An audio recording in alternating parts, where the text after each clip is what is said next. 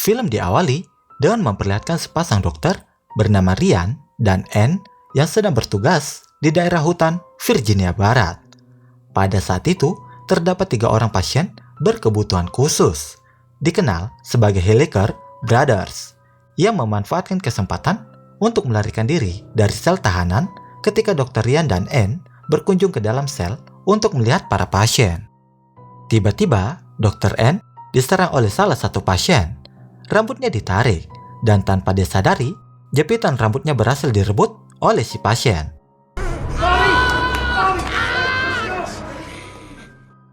Kemudian, Dr. Ryan berhasil menyelamatkan Dr. Anne.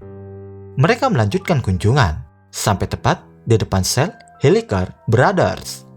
Usut punya usut, mereka ditemukan di dalam hutan dengan kondisi yang sangat mengkhawatirkan, yang menunjukkan bahwa mereka adalah pasien yang sangat berbahaya.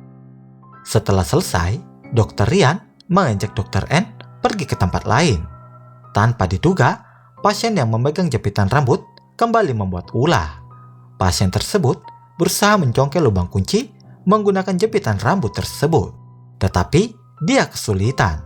Hal itu pun diketahui oleh Hilliker Brothers, dan alhasil jepitan rambut itu dilemparkan ke arah mereka. Setelah mendapatkan jepitan rambut, kanibal kecil memulai aksinya. Tidak perlu menunggu waktu lama, mereka berhasil keluar dari dalam sel dan juga mengeluarkan seluruh pasien yang berada di tempat itu.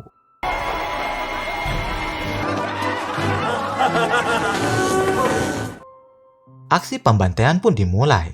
Semua dokter dan perawat yang berada di tempat itu akhirnya tewas. Keadaan menjadi kacau balau, semua barang hancur lebur, dan satu persatu para dokter tewas. 29 tahun kemudian, tepatnya pada tahun 2003, terdapat 9 orang mahasiswa dari Western University yang tengah berlibur di daerah hutan Virginia Barat. Mereka terdiri dari Kenia, Jenna, Vincent, Sarah, Bridget, Kyle, Claire, Daniel, dan Lauren. Pada awal scene, terdapat 2 pasangan muda-mudi yang sedang berada di suatu ruangan. Kenia kemudian mengajak mereka untuk segera bergegas karena teman-teman yang lain sudah menunggu di luar. Mereka pun berkumpul dan bersiap akan berangkat menuju kabin yang merupakan milik salah satu dari mereka. Dengan mengendarai motor salju, mereka pun pergi menyusuri hutan West Virginia yang tengah diselimuti oleh salju tebal. Saking asiknya berselancar di atas salju. Tanpa disadari oleh mereka, kelompoknya sudah tersesat dari jalur utama. Kenia menyadari bahwa mereka tengah tersesat. Tetapi, salah satu dari mereka meyakinkan bahwa jalan tersebut memang benar jalur menuju ke kabin. Karena sudah terlalu lama berada di luar, mereka pun mulai merasakan kedinginan. Mereka pun menyarankan untuk mencari jalan melalui jalur atas bukit untuk menghindari badai salju.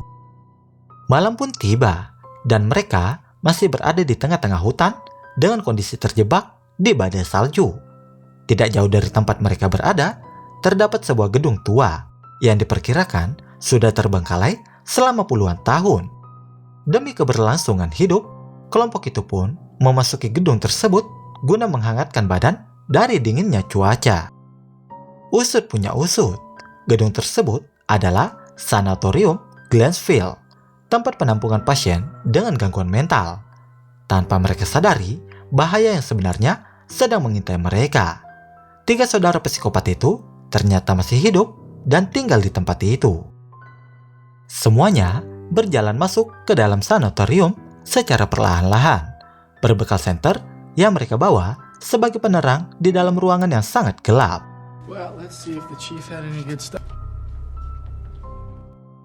Mereka menemukan ruangan yang bisa dijadikan tempat untuk berkumpul, untuk menghangatkan badan mereka. Mereka pun menyalakan api unggun dan kembali mengobrol-ngobrol. Sebagian lainnya pergi untuk menyusuri tempat tersebut dan menemukan beberapa dokumen, mengenai pasien-pasien dengan gangguan mental yang sangat mengkhawatirkan. Come on. Jesus. Setelah berkumpul di ruangan tamu, mereka membahas sejarah sanatorium tempat mereka berada, yang dulunya merawat pasien dengan gangguan mental. Di luar, tanpa mereka sadari, 3 saudara kanibal sedang menyabotase motor salju mereka.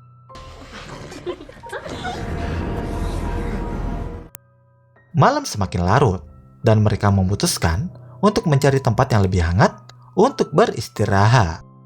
Jenna dan Vincent mencari ruangan yang lebih pribadi, dan Kenya memutuskan untuk mengikuti. Namun, Vincent menghilang secara misterius, membuat Kenya dan Jenna menjadi marah dan kembali ke ruangan tamu. Mereka tidak menyadari bahwa salah satu mutan kanibal telah mengikuti mereka. Vincent yang merasa bersalah pergi mencari generator untuk menyalakan listrik dan lampu.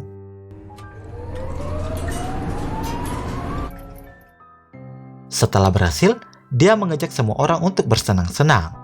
Mereka pun mengadakan pesta dengan musik yang menggema, tidak menyadari bahwa aktivitas mereka telah menarik perhatian para mutan kanibal.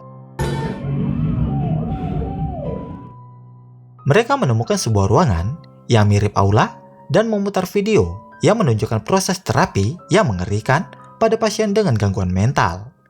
Lauren teringat akan cerita seram yang pernah didengarnya tentang hutan West Virginia, tempat orang-orang melakukan hubungan saudara dan kanibalisme. Meskipun Kenya mencoba menepis cerita itu, mereka semua merasa ngeri setelah menonton video tersebut. Di tengah malam, Vincent yang tidak bisa tidur menjelajahi gedung dan menemukan sesosok mayat yang mirip dengan temannya, Porter. Tiba-tiba, dia diserang oleh mutan kanibal yang bertubuh besar.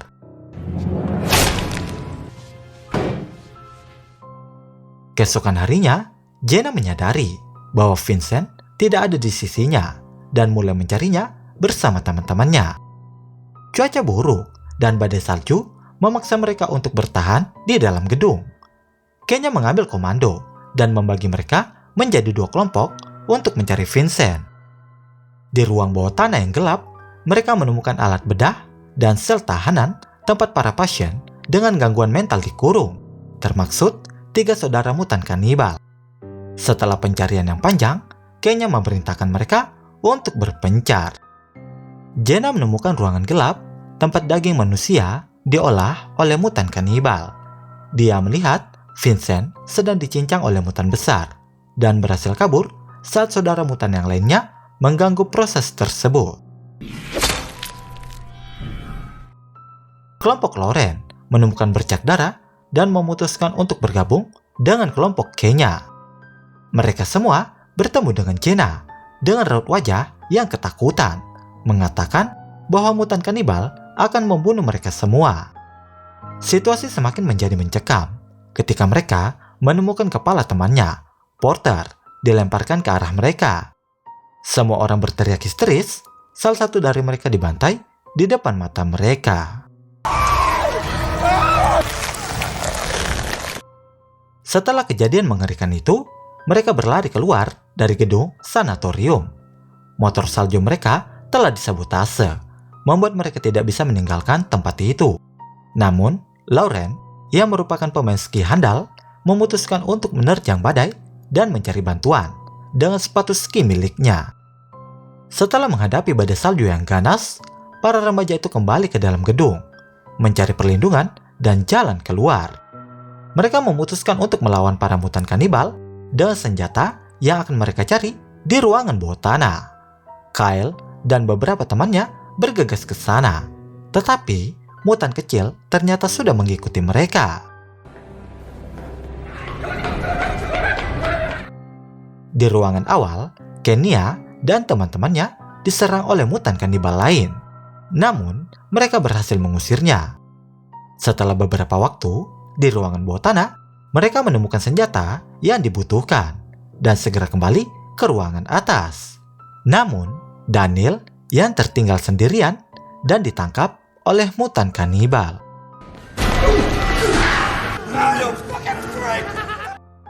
Kyle dan Sarah kembali ke ruangan di mana Kenya dan teman-temannya berada. Lega karena Kyle berhasil membawa senjata. Namun, mereka menyadari bahwa Daniel menghilang. Sarah dan Kyle ingin mencarinya, tetapi dihalangi oleh teman mereka karena terlalu berbahaya. Suara rintihan Daniel terdengar, menandakan dia sedang disiksa oleh mutan kanibal.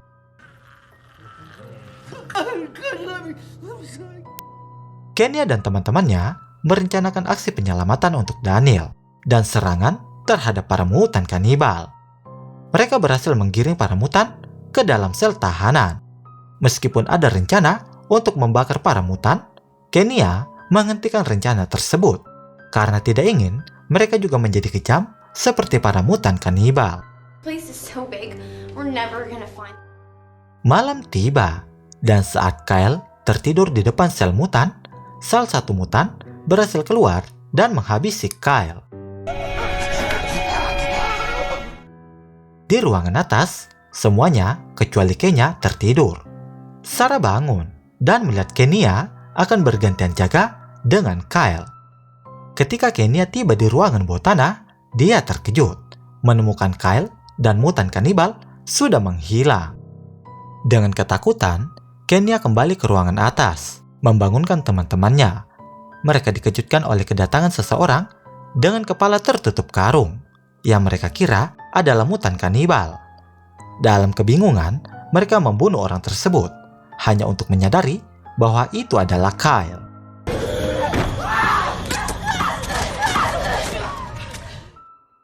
Situasi semakin menjadi kacau saat para kanibal datang. Mereka menemukan jaket mantel yang disembunyikan oleh mutan dan mencari jalan keluar. Sarah menemukan jendela terbuka dan hanya 3 orang yang tersisa. Mereka berusaha melarikan diri, tetapi dikejar oleh mutan yang mengendarai motor salju.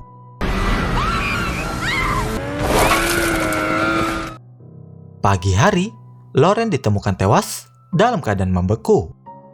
Sementara Kenya berlari sendirian di tengah salju. Di saat itu juga Sarah muncul dan menghalau mutan besar yang sedang mengendarai motor salju, memberi mereka kesempatan untuk melarikan diri.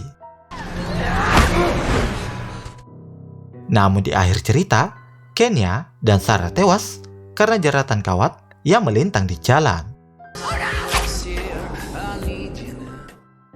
Para mutan kanibal bergembira, lalu membawa tubuh Kenya dan Sarah untuk dijadikan hidangan sarapan mereka.